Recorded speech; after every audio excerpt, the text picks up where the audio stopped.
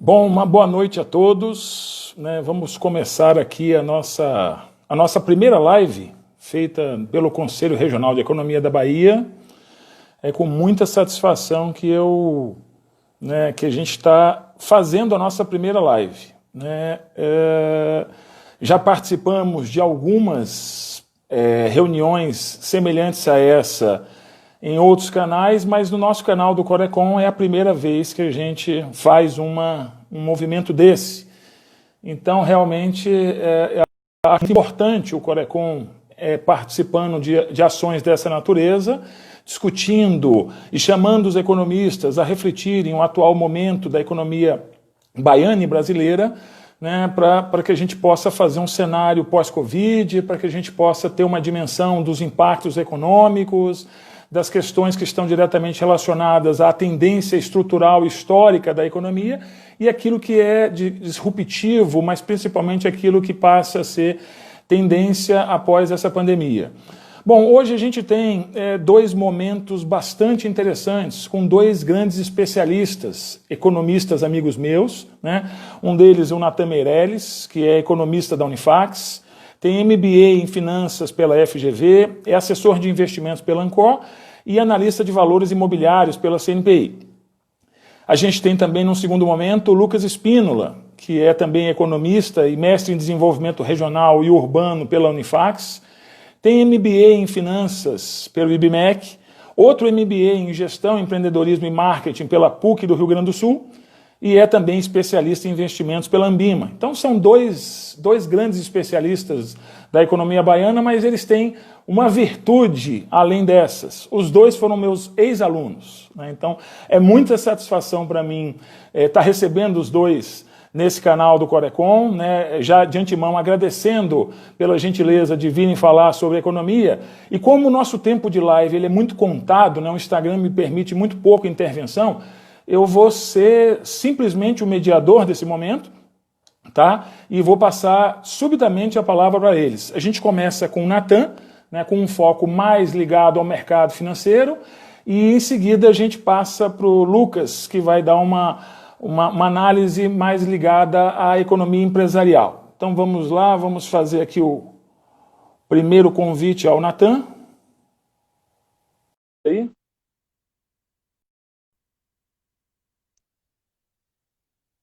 E eu vou preparando o meu roteirinho aqui. Opa, a tela já está dividida. Opa! Grande Natan, Fala, tudo mestre. bem? Tudo bom? Tá dando pra ouvir Muito bem? obrigado aí pela sua presença aqui nessa live com a gente. Nada. Tenho certeza que teremos aí um grande momento aí de elucidações das principais questões relacionadas aí com a Covid e os impactos na economia. É um prazer. Bom, Natan, já fiz a sua apresentação e como eu preparei aqui um roteiro com 7 perguntas, e a gente tem aí um espaço mais ou menos de 25 minutos, Tá. eu vou deixar você à vontade, e se eu perceber que a evolução da nossa discussão tem ido para um ritmo, né, muito além daquilo que era a expectativa inicial, eu passo para as perguntas mais ligadas ao mercado financeiro, porque você, como um dos especialistas que eu conheço nessa área, certamente tem muito a adicionar nesse debate. Tá certo. Então, mais uma vez, agradecer a você. E a primeira pergunta que eu faria para você é uma análise muito sua. Eu queria ouvir um pouco a sua opinião sobre essa evolução. Como é que você tem visto essa evolução da situação econômica no Brasil? Muitas consultorias estimando cenários catastróficos, taxas de decrescimento muito forte para a economia brasileira. E dentro dessa relação, uma clássica pergunta, que é a boa e velha dicotomia entre o isolamento social e a reabertura econômica. Como é que você vê esse momento? Olha, eu acho que assim, eu sempre fui muito pé no chão com relação à economia global. Então, só para a gente contextualizar um pouco com relação à minha carteira de investimentos, meus próprios clientes, a expectativa é que nesse ano, sem obviamente contar com o coronavírus, é que mais ou menos em junho ou agosto a gente já fizesse uma revisão de carteira, onde a gente sairia dos ativos de risco e adotasse um tom mais conservador, porque desde 2017, início de 2018, que eu já vi uma recessão global. Então, assim, muito se fala, o Paulo Guedes fala muito isso, a questão da recuperação em V da economia, que o Brasil ele estava numa tomada ali e que é o único país, digamos assim, do mundo que tem a recuperação. E, na minha humilde opinião, isso tudo é balela. E eu acho que, assim, faz parte também do trabalho dele passar, digamos assim, esse tom otimista. E por que isso seria balela? Porque se a gente for analisar o Brasil como um todo, a gente tem um país basicamente produtor de commodities. Ele produz comida. A gente não produz nenhum produto de alto valor agregado para a gente se descolar, digamos assim, do arrefecimento econômico do mundo. E a gente já via a China arrefecendo ali de alta de 10, 8 para uma previsão de 6%. Os Estados Unidos também. Além disso, algumas, digamos assim, problemas e falhas estruturais na economia da União Europeia, dos Estados Unidos e da própria China. Bolhas locais, dificuldade de gerar inflação, dificuldade de gerar consumo. Então, assim, eu sempre tive uma visão com relação ao Brasil, com relação aos ativos, que a gente já tem uma dificuldade, por mais que a gente tivesse começando esse início de crescimento, o país sendo bem visto no ponto de vista dos investidores estrangeiros, com essa economia mais pró-mercado, liberal e por aí vai, eu sempre tive na cabeça um realismo muito grande por esses motivos que eu falei. Então, hoje, a economia do Brasil ela está prevista para cair por volta de 5%, tem alguns bancos que falam até 6% e 7%, e o que tudo indica é que esse cenário, digamos assim, caótico, ele vai se consolidar. E por que ele se consolidaria? Porque muito dos esforços, isso não é só no Brasil, muito dos esforços que estão sendo feitos a nível de política monetária, que é o que a gente tem visto hoje, a gente não viu ainda nenhuma política fiscal forte, mas política monetária, elas têm sido, digamos assim, ineficientes em estar direcionando os recursos escassos para onde tem que chegar, que é justamente na mão da população, do povo aí que mais precisa. Então, se a gente for levar em consideração aqui o caso do Brasil, a gente tem mais ou menos hoje os grandes bancos emprestando 5% dos pedidos de empréstimo para as empresas. Por volta de 30% desses pedidos hoje foram atendidos por casas financeiras, que têm um poder de empréstimo muito menor, mas os grandes bancos só emprestaram 5%. E por que isso?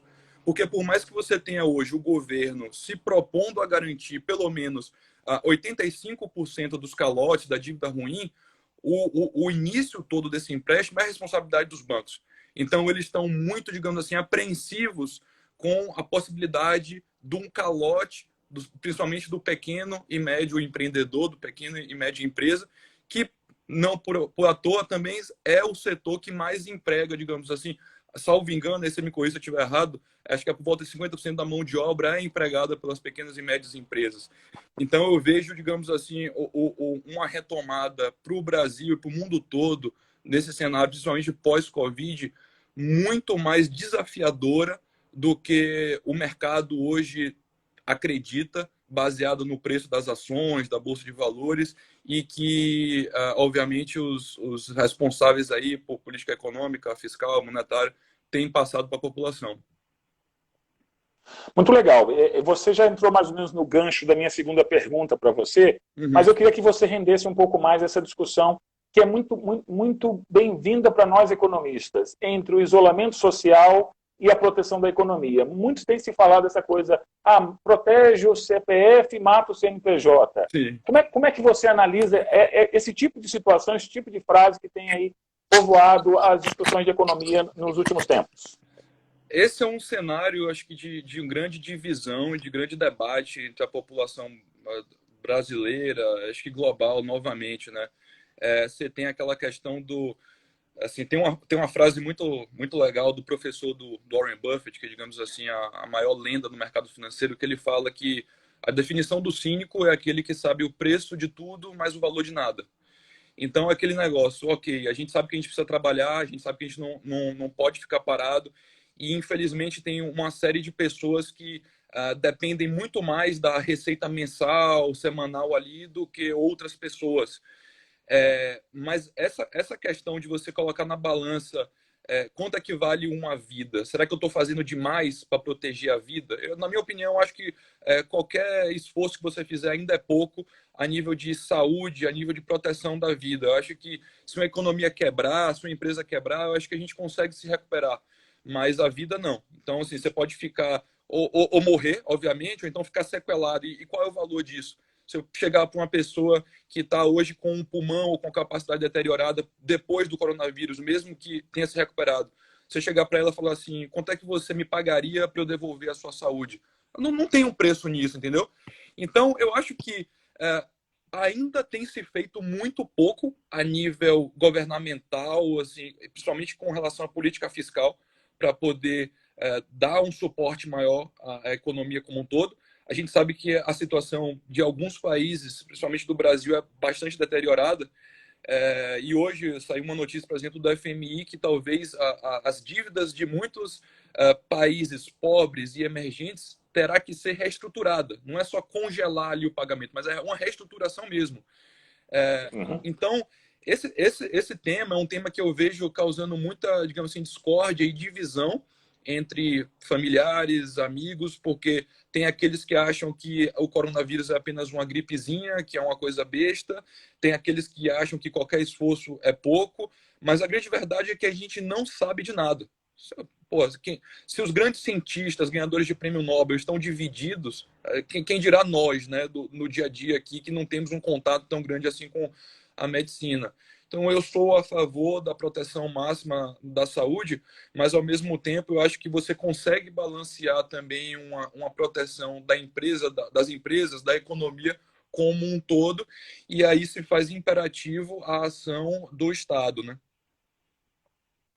Muito bom, Natan. Vamos lá. Então, para a gente continuar nesse papo, e você já tocou de alguma forma o papel dos bancos e toda a preocupação em torno dessa discussão monetária, eu acho que uma das grandes perguntas que o Corecon fez ao longo dos últimos meses, e nós gravamos com vários especialistas fazendo essa pergunta, como é que você analisa o cenário da política monetária? Os juros atingiram o menor patamar da história e, evidentemente, não há como pensar numa retomada em curto prazo, né? Aí todas as tecnologias, né, macroeconômicas, inelasticidade do juro da moeda, enfim, né, armadilha da liquidez. Mas a minha pergunta para você é, como é que você vê uma possibilidade de emissão monetária nesse momento? Você acha que isso seria uma forma de injetar liquidez, de ativar a economia, ou seria um risco muito grande para um país? Não, eu acho que é um risco muito grande e seria terrível. Graças a Deus, o Roberto Campos, nosso presidente do Banco Central, ele é bem averso a essa questão. E, no fim das contas, é algo que clama, digamos assim, atratividade para o mercado financeiro, para os ativos de risco, mas a realidade econômica é um efeito muito pervasivo. E, assim, quem me conhece, principalmente você nos debates lá do grupo, sabe que uma das teorias lá que eu mais gosto, na minha opinião, que tem mais força na economia, é a da equivalência ricardiana, né? E até porque a economia ela é feita de pessoas e as expectativas das pessoas. Então, basicamente, é aquele negócio, né? Você vai agir conforme suas expectativas. Então, se a minha expectativa é como a gente tem hoje, digamos assim, uma insegurança muito grande com a reabertura da... Vamos usar o exemplo aqui dos shopping centers. Uma insegurança muito grande com a reabertura dos shoppings, porque sabe-se que o fluxo de pessoas vai ser menor, que a forma como você consome vai ser diferente, você não vai poder mais provar uma roupa numa loja de varejo ali, uma C&A, uma Magazine, enfim. Então, se você tem toda essa insegurança, não adianta eu colocar juros zero, que você não vai pegar esse dinheiro emprestado. Você não sabe o dia de amanhã. E aí, voltando aqui, fazendo uma breve viagem no tempo, né? A gente pega o período lá de 2008, quando teve a crise do subprime. O que o governo americano fez? Uma injeção muito grande de liquidez na economia, só que essa forma de injeção, de certa forma, ela foi um pouco equivocada, mas foi o necessário para não causar um efeito pior ainda naquele momento. Por que ela foi equivocada? Primeiro, a compra desses títulos, a injeção dessa liquidez, ela foi através de títulos de ativos financeiros. E esses ativos financeiros não estão na mão da população. Ou seja, eles injetaram muita liquidez na economia, só que esse dinheiro não foi para a mão das pessoas que consomem. Resultado, a gente teve mais de 10 anos aí, tanto do governo americano quanto o europeu, que fez o quantitative easing, com métricas de inflação abaixo do alvo, abaixo do objetivo. Não estavam conseguindo gerar inflação, não estavam conseguindo gerar o consumo. E, além disso, como eu falei, a questão da insegurança, que se você não sabe o que vai acontecer no futuro, faz com que as pessoas não gastem. Então, em 2008, você viu um empossamento muito grande da liquidez. e aí a gente pegando ali a equação da velocidade da moeda, a velocidade em que a moeda corria, transacionava pela economia, ela diminuiu drasticamente porque esse dinheiro ficou empossado na mão das famílias, que estavam guardando esse dinheiro justamente para períodos de insegurança ou para poder manter ali de alguma forma reserva de valor, seja lá o que for. Então, eu acho que seria péssimo para a economia, e não só isso, a gente teria também uma desvalorização do real muito grande, né? A impressão de moeda aí, e que por mais que muitas pessoas falem que um real é forte, é bom para a nossa economia, na minha opinião, acho isso também completamente equivocado. Por que motivo? De novo, a gente volta pela questão da produção do produto brasileiro, né? O que o país produz? Commodity, comida.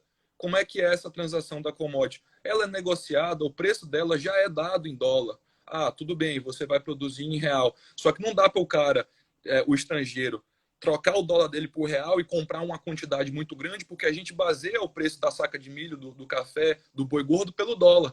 Então, não necessariamente vai existir uma pujança, uma maior demanda com o real desvalorizado. E, além disso tudo, faz com que a gente caia na chamada doença holandesa, em que a gente fica muito focado na produção de recursos naturais por causa do dólar, porque a gente ganha mais dinheiro, e aí esquece de investir em educação, tecnologia, produção industrial e por aí vai. Então, eu acho que seria péssima essa questão da impressão de dinheiro. Ok, Natan. É uma questão controversa realmente. Mas você também chegou a tocar na discussão do Estado. Você apesar de ser contra essa questão da emissão monetária, em algum momento você chama o Estado como responsável por um processo, no mínimo, de mediação, de condução, e a gente tem assistido um gasto bastante elevado, um gasto esse que certamente vai chegar aí próximo dos 10% do PIB, 700 bilhões de reais, né? E mesmo assim muitas empresas vão para falência. Ou seja, esse dinheiro é fundo perdido? Você acha que, digamos assim, não vai trazer a solução de curto prazo e ainda por cima vai gerar um endividamento que vai condenar a taxa de crescimento dos próximos anos? Como é que você analisa a condução da política fiscal? Olha, eu acho que o que está faltando hoje justamente são políticas fiscais expansionistas, né? E aí, assim, eu acho que também tem uma confusão muito grande com relação ao liberal. Obviamente que o economista, a pessoa liberal, ela favorece mais a questão do Estado mínimo. Mas o liberal não é a definição do liberal em si é todo aquele que vai, digamos assim, aquele que é a favor do livre-arbítrio, da liberdade do agente econômico, do ser humano. Então não é o cara que quer privatizar e quer Estado zero. Então eu vejo muito essa confusão.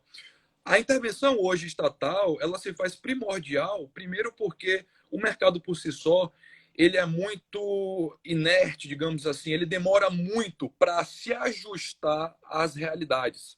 Então, tem que existir o Estado para poder falar, opa, peraí, não vamos deixar essas empresas quebrarem não, porque a gente vai garantir a segurança futura. Agente econômico não fica tão pessimista não, porque eu estou aqui com uma força maior, uma força grande, para poder prover toda a ajuda que você precisa. Então, acho que a grande questão hoje não é basicamente o tamanho em si da ajuda, mas também a forma como essa ajuda é implementada. Então, novamente, se eu for trazer também o caso dos Estados Unidos, a gente tem lá uma injeção de liquidez de mais ou menos 3 trilhões de dólares, mas para você ter uma ideia, um terço da população que está já dentro do programa de recebimento dos paychecks, né, dos salários, ela não está conseguindo receber esse dinheiro. Ela não está conseguindo receber esse dinheiro porque o sistema de transmissão é falho. Ela não está conseguindo receber esse dinheiro porque ocorreu um erro de empresas e pessoas receberem 2 ou 3 vezes o mesmo valor porque fez o application mais de uma vez. Então, acho que a grande questão aqui é saber trabalhar também na eficiência da transferência desses recursos. E também é algo que eu vejo não só o presidente do Banco Central como o Guedes admitindo que hoje o sistema está ineficiente, que tem falhas, e que eles estão corrigindo isso e vão já propor novos pacotes, novas medidas para fazer com que esse dinheiro chegue às pessoas que tanto precisam. Então, acho que nesse ponto, a intervenção do Estado ela é primordial. Se esse dinheiro vai ser perdido ou não, aí já é uma questão um pouco mais complicada. Mas eu tenho certeza que se ele também não fizer nada, o baque que a gente vai ter seria muito alto, né? Ok, Natan. Infelizmente, o nosso prazo vai muito rápido. A conversa está muito boa, né? E eu tenho que ver aqui mais algumas perguntas que são importantes. Então, vamos Certo. passar agora, depois que você já fez esse preâmbulo geral, política fiscal, política monetária e a tua visão das consequências da Covid, eu queria que agora a gente entrasse na tua seara, que é o mercado financeiro. Certo. Como é que você está vendo assim? Alicerçado nessas três perguntas anteriores, como essas condições rebatem no mercado financeiro de capitais do Brasil? Assim, já tem algum tempo que eu venho, digamos assim, conversando com os meus clientes e o tempo todo expondo que a realidade do mercado financeiro não é a realidade econômica. Então, hoje, digamos assim, se você pega o que seria a coisa que eu estou mais, digamos assim, submerso, o que seria a minha especialidade, que é o mercado de bolsa de valores, de derivativos, por aí vai, de ativos de risco, a gente vê que tanto no mercado brasileiro como no internacional, digamos assim, é como se tivesse tudo cor-de-rosa, né? Um grande conto de fadas ali, unicórnios, em que o mercado ele já teve uma recuperação aí de 50% da mínima, aqui no caso aqui do Brasil, e no americano já soma-se mais de 70%. Se você pega o histórico de bear markets, que são mercados de baixa do Japão, dos Estados Unidos, você vê sempre que o mercado ele cai, ele sobe por volta de 50% a 60% da queda que ele teve, né? E depois ele despenca. Aqui a gente já subiu mais, no caso do mercado americano, e está demorando um pouquinho mais de despencar. Então, assim, com relação ao mercado financeiro, eu tenho dito para os meus clientes terem muita cautela agora, porque a relação risco-retorno já não está mais tão atrativa quanto foi há 2 meses atrás. Então, você tem um preço de muitos ativos, principalmente ativos de risco, que estão a níveis pré-coronavírus, mas que vão ter um baque de 20%, 30% na receita, vão ter write-downs, no caso, que seria uma desvalorização dos estoques, porque não vão mais conseguir. Por exemplo, uma varejista como a C&A, que tem ali a coleção de verão dela, já não está mais vendendo, vai ter uma perda desse estoque. Uma série de empresas de varejo da Europa e dos Estados Unidos já estão vendo essa perda também de estoque, pedindo até falência. Então, eu acho que, na relação ao mercado financeiro, acho que a gente tem que estar muito pé no chão e sair um pouco do otimismo desvairado, que é o que acontece muito quando você tem um mercado de alta, né, em que começam a surgir especialistas, pessoas que compram qualquer coisa e dá muito resultado, e foge muito de uma lógica racional, digamos assim. Entendi.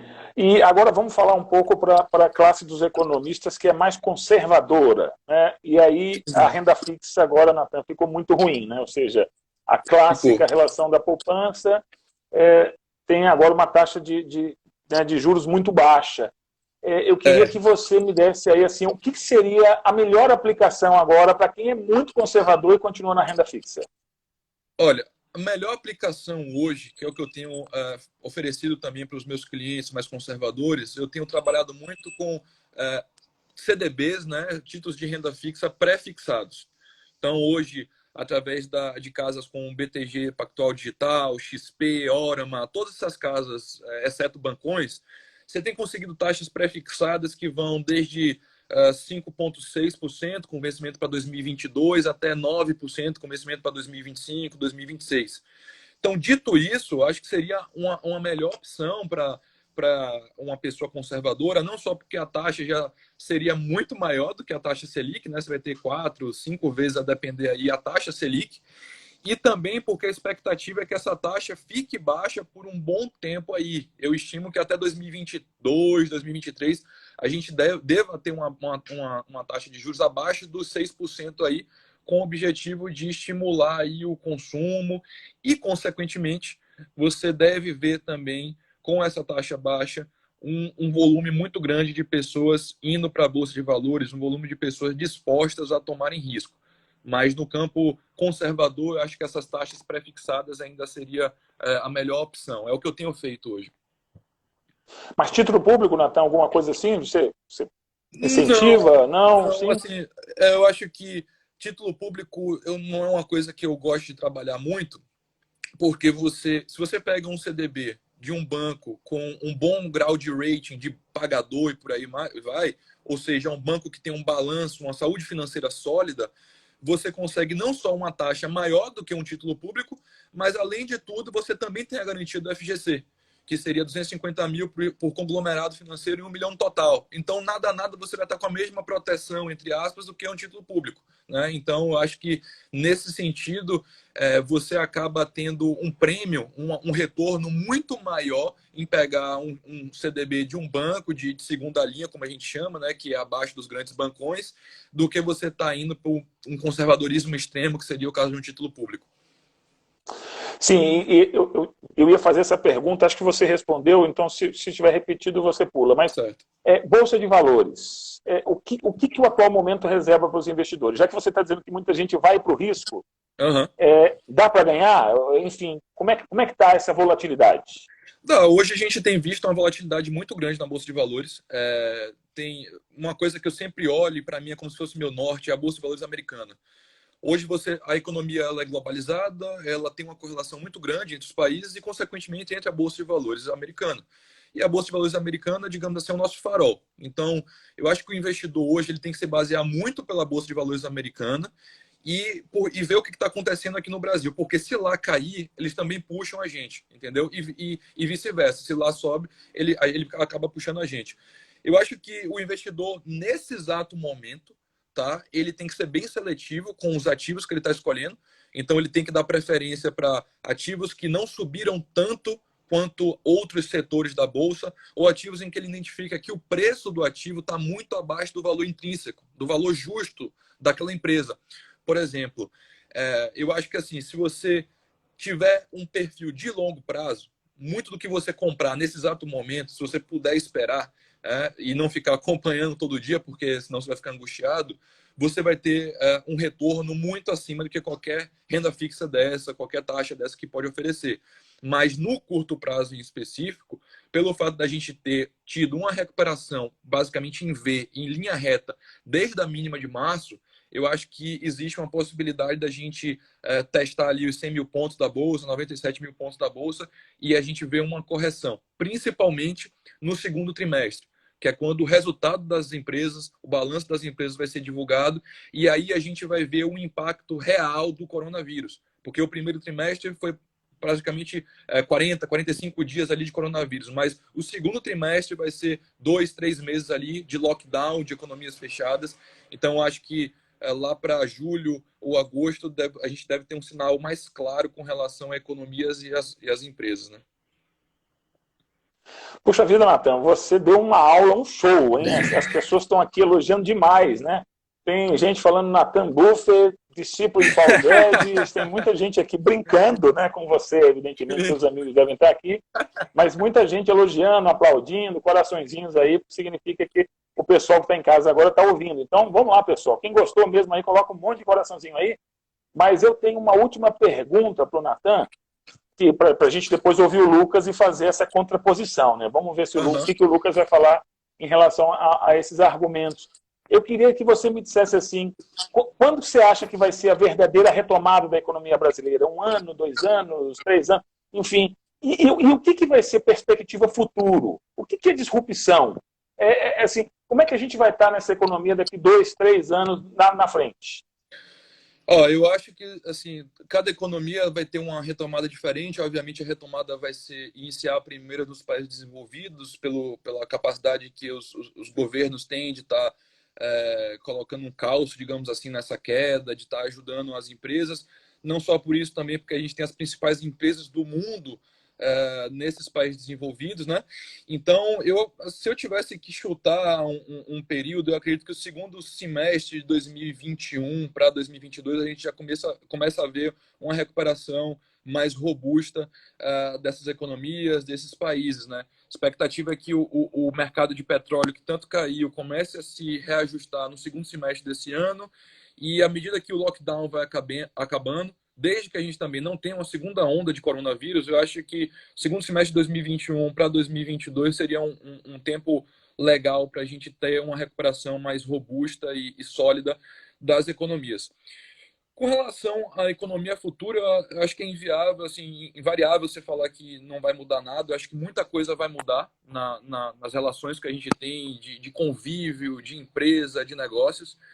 Eu acho que nesse ponto, a seleção natural também, muitas empresas vão quebrar e as mais resilientes vão resistir e vão crescer, porque vão abocanhar uma fatia do mercado maior, vão abocanhar uma demanda que antes elas não tinham e por aí vai. Além disso, os investimentos feitos hoje para se reinventarem, mas essa questão da disrupção, digamos assim, é uma frasezinha que hoje todo mundo está falando, que já tem um tempo, na verdade, que as pessoas falam, e que é todo aquele novo negócio que traz, digamos assim, a questão de você repensar o seu modelo atual causa, né? Então, uma startup que faz repensar, por exemplo, o modelo atual bancário e por aí vai.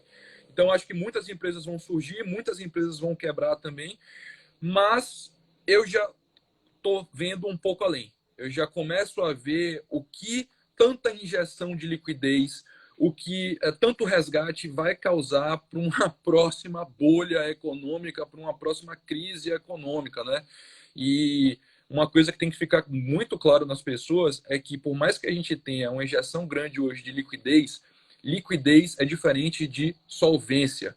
Então, liquidez está muito mais relacionado ao dinheiro que você tem ali para poder fazer frente ao fluxo de caixa, às suas despesas de curto prazo.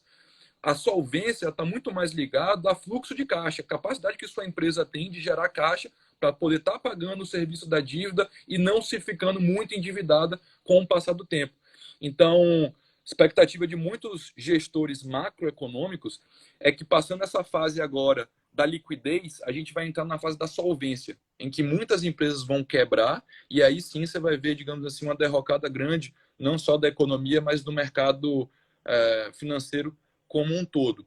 Mas desde que tudo saia conforme o script, né? A gente não tenha nenhum impacto grande com outra onda aí de coronavírus e por aí vai, eu acredito que um cenário realista seria segundo semestre de 2021 e início de 2022, uma recuperação. Ok, Natan. Muito obrigado aí pelas suas considerações. Eu queria muito que a gente estivesse junto, né? Para a gente poder fazer essas análises, né, como fazíamos, né, nos nossos almoços. E te parabenizar, porque eu acho que assim foi um sucesso. As pessoas aqui aplaudiram, gostaram muito do que você falou. Feliz. E eu tenho que de pronto passar a palavra para o Roberto Lucas por conta do tempo, né? No Instagram, a hora que acaba o tempo, ele encerra. Pronto. Então, te agradeço muito. Tá? E até uma próxima oportunidade. Espero que você acompanhe o Lucas aí para ver o que é que ele vai falar da sua fala. Eu que agradeço o convite. Valeu, Natan. Valeu, um abração. Tchau, tchau. Vamos lá. Convidar agora o nosso segundo palestrante, Roberto Lucas. Já está aí. Tudo bom, Lucas? Boa noite. Tudo bem, seja bem-vindo. Está me ouvindo bem aí? Tudo bem? Estou te ouvindo muito bem. Estou te achando mais bonito do que nunca. Tá? Muito obrigado. Mais moço, tá? Apesar do cabelo estar grande aí, né? Ou seja, você não conseguiu cortar o cabelo, mas assim está muito legal. Bom, lá, Lucas, rapidamente eu queria que você acompanhou o Natan, né, e eu queria que você, dentro dessa linha dessas 3 primeiras perguntas, que você fizesse um apanhado geral. Primeiro, se você concorda com os posicionamentos que o Natan colocou, né, mas eu queria a tua opinião sobre posicionamentos fiscal, monetário e da situação geral do país até agora.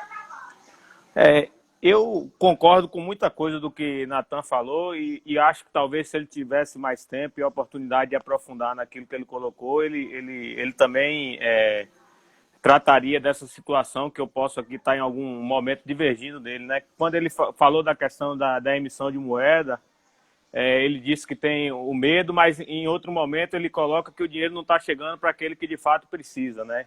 E aí a gente vai entrar nessa discussão. Eu acredito que talvez fosse um caminho, e tem uma proposta até do ex-ministro Nelson Barbosa, no sentido de que o Banco Central pudesse estar fazendo essas iniciativas diretamente com as pequenas e microempresas, pela importância que elas têm para a economia. Eu acho que esse é um aspecto que eu colocaria, reforçaria aqui a importância daquilo que ele também colocou do Estado dentro desse processo. A política fiscal ela vai ser fundamental, e não só isso, mas também o que a gente denomina da proteção social, né? O Estado vai cumprir um papel extremamente importante para garantir condição de subsistência a muita gente, que como tem se falado muito nesse período de pandemia, né? a desigualdade ela foi desnudada. E aí vai desde a condição da pessoa não ter condição, na verdade, de cumprir um processo de isolamento, porque muitas pessoas moram no mesmo cômodo, se amontoam, dada a dificuldade e a condição social e financeira. Eu também gostaria de reforçar aquilo que ele colocou, né? Não tem preço para a vida, e eu costumo falar com as pessoas mais próximas a mim sempre, né, que quando a gente fala de economia, muita gente já vai logo achando ver números, etc. Mas a gente, em essência, é uma ciência social, né? E se a gente for rememorar até propriamente o conceito de economia, ele está atrelado a recursos escassos e desejos que são infinitos, mas esses desejos são das pessoas, né? E não existe desejo sem vida. Para mim, é um preceito básico, e eu acho que nessa condição, a proposta do lockdown aí, como você colocou para ele na pergunta, do isolamento, do distanciamento social, sei lá qual é o termo que caiba mais, ela viria de maneira temporária, né, até a gente conseguir reestruturar. E aí talvez entre numa questão que há muito tempo o próprio Natan, nas conversas, ele coloca comigo, que é a questão dessa relação comercial Estados Unidos e China, que a gente nem sabe a que fim vai levar isso, mas talvez para mim uma das maiores lições que eu tiro desse processo da pandemia é enxergar a China como fábrica do mundo, né? Você vê que em determinado momento estava todo mundo procurando por respiradores, e o único local, o único país produtor desses respiradores, pelo menos em grande massa, em grande montante, era a própria China. E ninguém sabe as consequências que isso vai trazer. Os Estados Unidos já de algum tempo vem tomando algumas medidas mais nacionalistas para proteger a sua indústria, etc. E eu acredito que há uma perspectiva e possa existir um certo tensionamento em relação a isso, e que isso, dada a economia globalizada, poderia trazer consequências ainda maiores para o cenário econômico em nível mundial do que a própria pandemia, né? Em que pese ser um momento extremamente delicado, e como o Natan falou, né, nós não somos especialistas em saúde pública, nós não somos médicos, não somos pesquisadores dessa área. É difícil falar da circunstância, mas é uma questão pontual, né? Em tese, a gente trabalha sempre nessa perspectiva de que vai ter um lapso temporal, e que, posterior a isso, a gente possa retomar a vida em alguma condição. Bom, Lucas, eu acho que a tua resposta converge muito, mas já percebo, assim, claramente você tem um posicionamento pró-Estado, né? Então, assim, pelo menos nas nossas argumentações, você sempre defendeu muito a necessidade da intervenção governamental. E essa pergunta que eu faço para você, pelo amor de Deus, eu peço que não tenha uma vinculação político-partidária, que infelizmente no Brasil dos últimos anos tomou um contorno inadministrável, né? Mas você acha que esse socorro econômico e financeiro para as empresas, esses R$600, enfim, as políticas econômicas do governo federal, elas vão ser suficientes para diminuir o ímpeto negativo? E assim, mais ainda, essa seria uma primeira pergunta, né? Que você avaliasse um pouco do que o governo federal tem feito. Mas assim, e quanto às questões regionalistas? Eu sempre falei isso para você, você fez um mestrado em desenvolvimento regional e você entende muito isso, né? O perfil produtivo, a característica específica de cada região, né? Como é que, digamos assim, será que é possível uma orientação só macroeconômica dar conta desse enorme Brasil que a gente tem? Primeiro, com relação às medidas, como o próprio Natan falou, né? Pouco se chegou a quem efetivamente está precisando. E aí o próprio auxílio emergencial, hoje eu estava lendo uma matéria, vários milhões de pessoas que deveriam ter recebido não receberam o auxílio, em contrapartida uma série de outras pessoas que não deveriam ter recebido, receberam.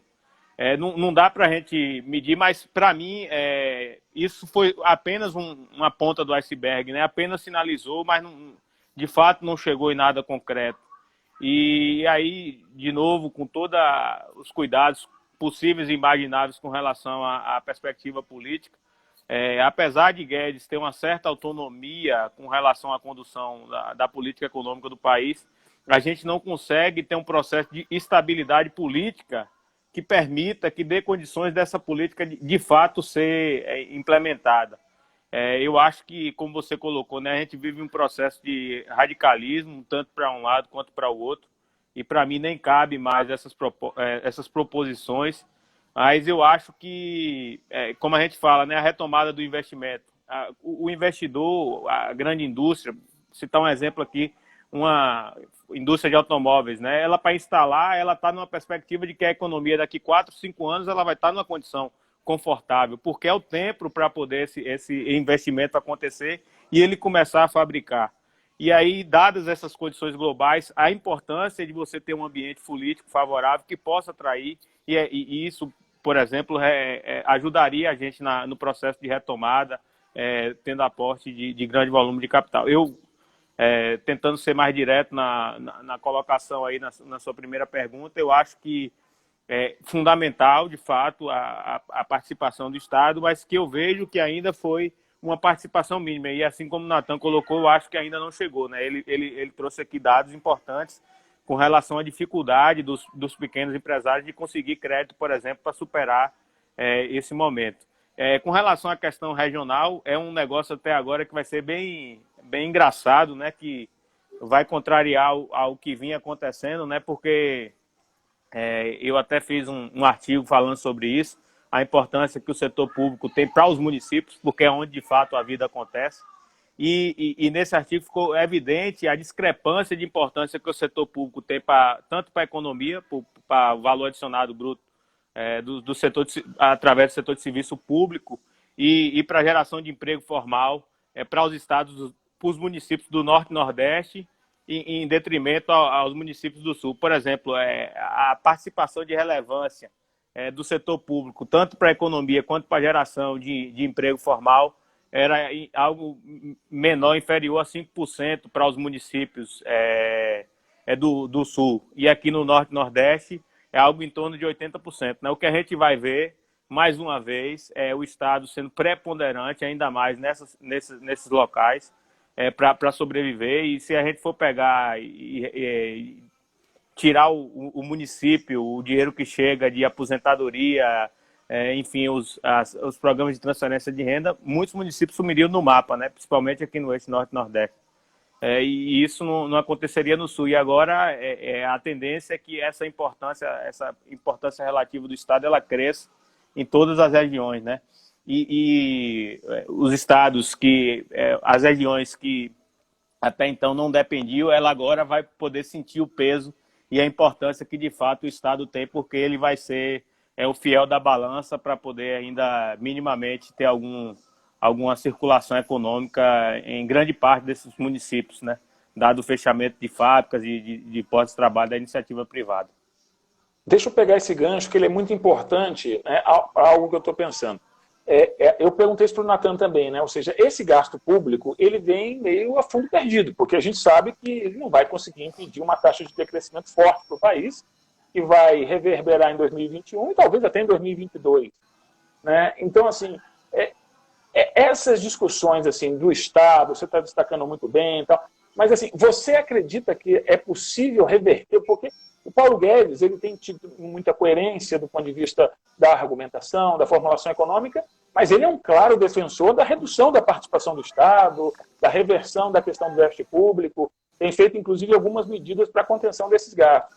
Você acha que é possível, Lucas, num horizonte de curto e médio prazo, pensar numa diminuição desses gastos nos próximos anos para a economia brasileira? Não consigo enxergar. Acredito que seria um grande equívoco e, para mim, é de fundamental importância no processo, principalmente nesse processo de retomada aí, as políticas anticíclicas, né, que a gente costuma denominar. E a volta do investimento, da retomada de grandes obras públicas que estão paradas, para mim, elas serão fundamentais nesse processo. E pelo que eu tenho visto, tenho lido aí, eu vejo uma defesa e um forte apelo de muita gente nesse sentido, até por se tratar de uma situação excepcional, né? A gente não tá trazendo isso como uma regra. E aí é o que dá, né? De você seguir uma cartilha, você fica muito preso a uma série de pressupostos que torna aquela cartilha verdadeira e acaba que você não consegue enxergar a real complexidade de tudo aquilo que está à nossa volta, a economia e E o mundo, a relação social, ela é algo extremamente complexo. E quando a gente vai para esse modelo cartesiano, seguir um direcionamento sem conseguir, de fato, compreender essas questões que estão um pouco de lado ou são tratadas de maneira como verdade absoluta em determinado modelo, você acaba conduzindo de maneira equivocada os rumos. Ótimo, a conversa está maravilhosa. Eu queria continuar nesse papo, mas eu tenho mais 3 perguntas importantes que eu queria ouvir a tua opinião, né? Porque você é um cara que tem um currículo bastante interessante trabalhando em empresas públicas e privadas. Então eu queria que você falasse um pouquinho como é que vai ser a recuperação das empresas. O país, a gente já falou um pouco, vai estar alicerçado no Estado, né? Mas essa coisa assim, saúde acima da economia, evidentemente, é o lema atual. Mas e as empresas? Como é que elas vão conseguir se recuperar dessa catástrofe econômica? Natan até tocou aí num conceito que eu acho que é importante aí, a questão da liquidez, né? Infelizmente, muita gente está começando a lidar e encarar isso de frente da maneira mais doída, né? Que é passando por um processo como esse. Eu acho que até uma questão cultural, o brasileiro ele é muito afeto a uma perspectiva patrimonialista, né? De ter a posse. E quantas das vezes a oportunidade a gente faz negócios para poder ter a posse de um determinado bem que econômica e financeiramente aquilo está gerando um déficit, né? E em muitas situações como essa, as pessoas acabam deixando de lado esse evento que é importante, a questão da liquidez. E a duras penas, muita gente, por conta da falta de liquidez, muitas empresas elas vão acabar se perdendo, né? É o caminho natural, até pela robustez, eu acredito, né? Até pela robustez e pela facilidade de acesso a crédito, grandes grupos. Isso não é um movimento que está acontecendo de agora, já é um movimento que eu venho acompanhando de muito tempo. Vamos pegar o exemplo aí de Salvador. Pega as grandes instituições de ensino, são todos grandes conglomerados econômicos. A grande maioria deles são conglomerados do mercado internacional. Pega os grandes hospitais, a rede de saúde. Por trás de cada um deles são grandes grupos econômicos. Então já é um movimento que vem acontecendo e eu acredito que isso, principalmente nesse momento, vai avolumar o domínio desses conglomerados oligopolistas, aí, esses grandes grupos econômicos, porque eles terão muito mais facilidade, acesso a crédito e outras questões mais, até pelo grau de nível de maturidade de gerenciamento, de superar essa crise. E muita gente, e as empresas menores vão sofrer se não tiver o suporte e o amparo devido do governo. Muitas delas não vão superar por não ter relacionado bem com essa perspectiva de liquidez, né? E é difícil você colocar isso na cabeça das pessoas. Quem é de interior como eu sabe que tem muita gente que é detentor de um volume imenso de terra, mas agora se o cara querer vender, dada a necessidade, ele vai vender por um preço bem abaixo daquilo que de fato ele pode ter pago numa oportunidade, numa condição normal da economia. E é isso, eu acho que a gente vai ter por um determinado momento uma elevação da concentração da oferta de bens e serviços em grandes conglomerados. Muitas dessas pequenas empresas, se o governo não atuar fortemente, elas devem assumir, morrer o CNPJ, como ter usado a expressão. E é isso, eu acho que a gente passa por um momento bastante delicado e Natan até tocou numa questão importante, que agora está vindo aqui à minha cabeça, é o surgimento dos unicórnios, né, as startups. Eu acho que talvez seja uma retomada de um processo da gente conseguir lá na frente ir quebrando um pouco essas mudanças, essa capacidade de inovação e de superação do povo brasileiro. Legal, Lucas. Lucas, eu queria aproveitar agora, né, deixar aí um parabéns para você e um agradecimento também para você, mas eu queria aproveitar esse momento para a gente destacar o seu livro, né, que você fez um livro recente sobre gestão, e eu acho que, digamos assim, é uma pimenta que falta discutir, porque a gente está discutindo a retomada das empresas, e muitas empresas que, com ou sem pandemia, entrariam em colapso porque não tem gestão.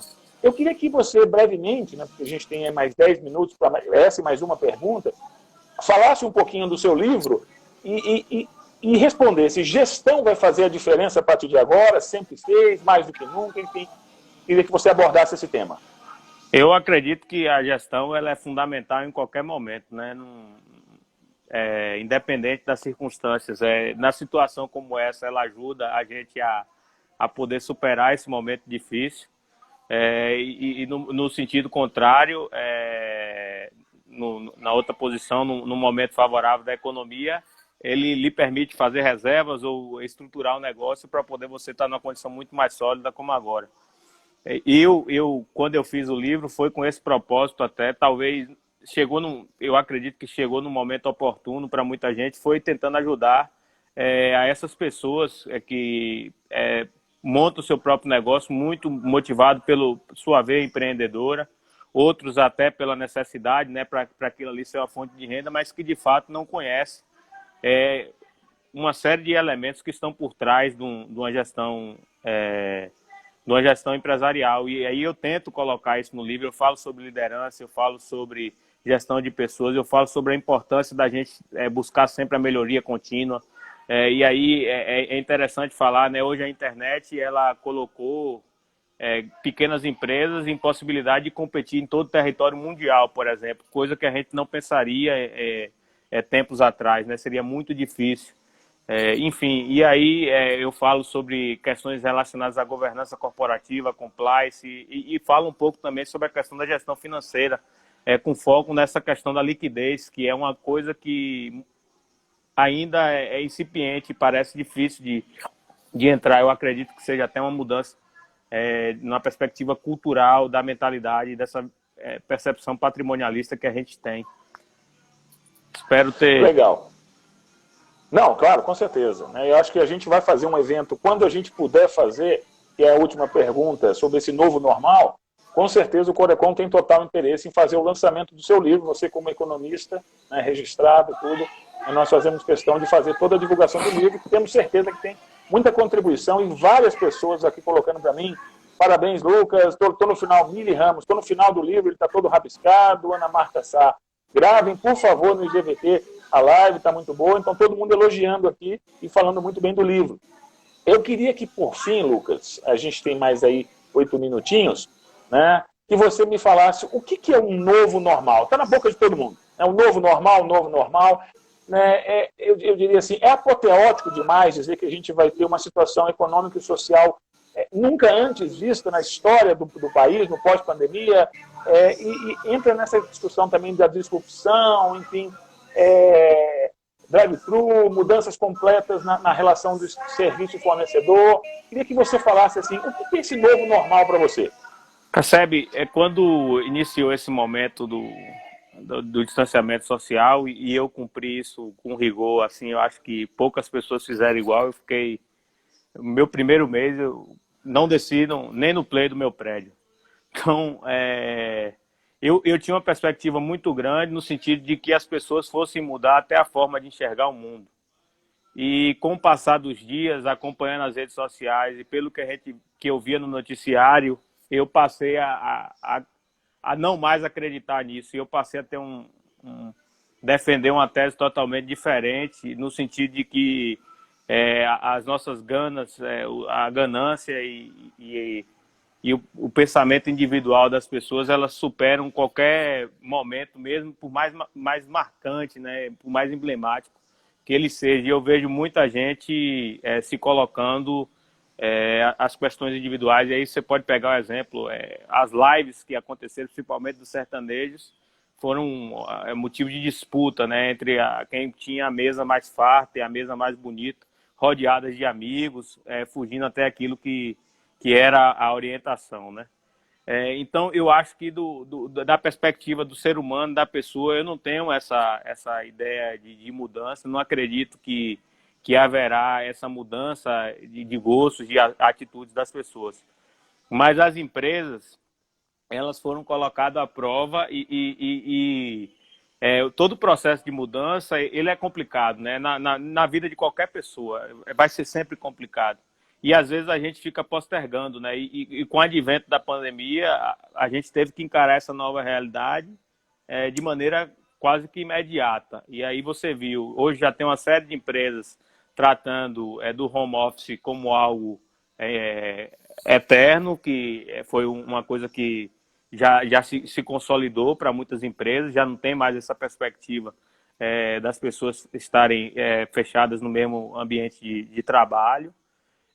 Muita gente que tinha algum receio, eu mesmo tenho um amigo que ele brincava direto comigo, ele disse, rapaz, tu compra sem ver, sem pegar, e ele foi colocado à prova, ele teve que experimentar essa nova realidade daquilo dessas compras, essa modalidade de compra virtual. Acredito que essa é uma tendência que vai permanecer, vai ficar, porque quando você tem uma experiência satisfatória, é difícil de você não condizer não repetir, né, esse feito. E eu estava até lendo uma pesquisa que foi feita pela McKinsey, uma das Big Four que chama, né?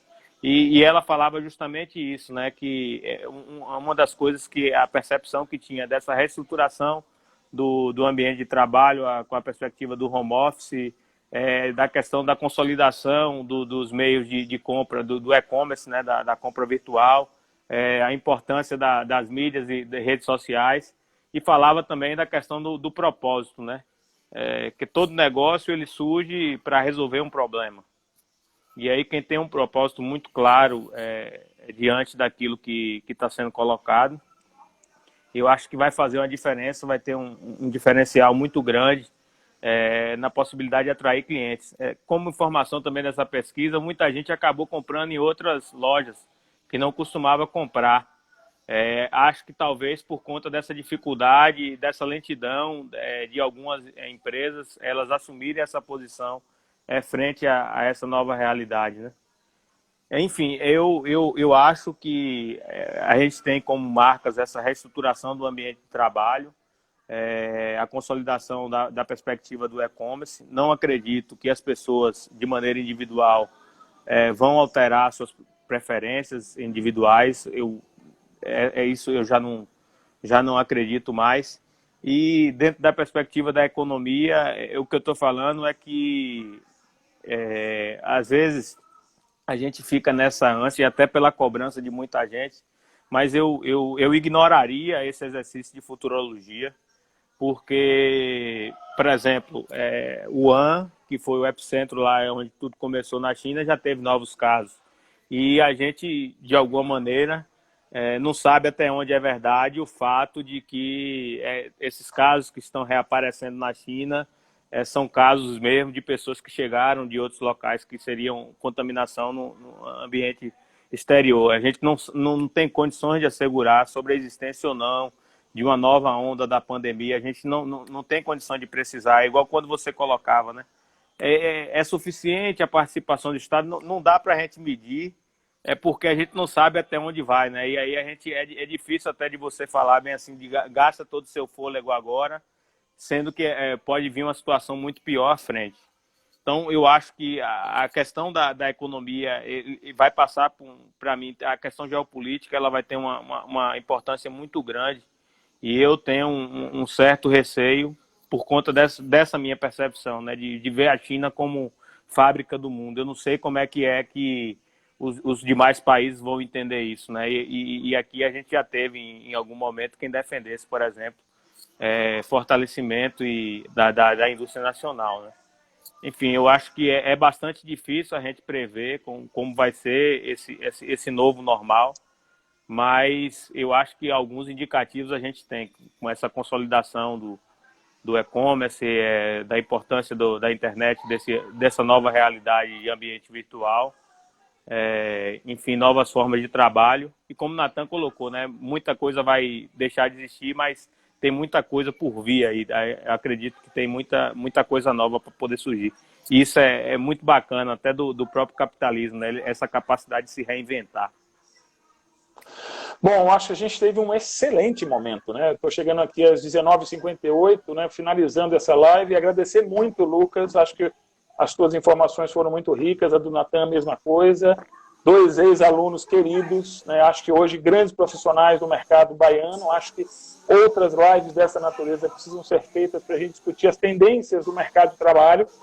Acho que isso é uma coisa importante para a gente discutir, continuar discutindo, inclusive o mercado de trabalho para os economistas. E é isso, Lucas. Agradecer muito a tua presença, agradecer a sua disponibilidade nesse momento, né?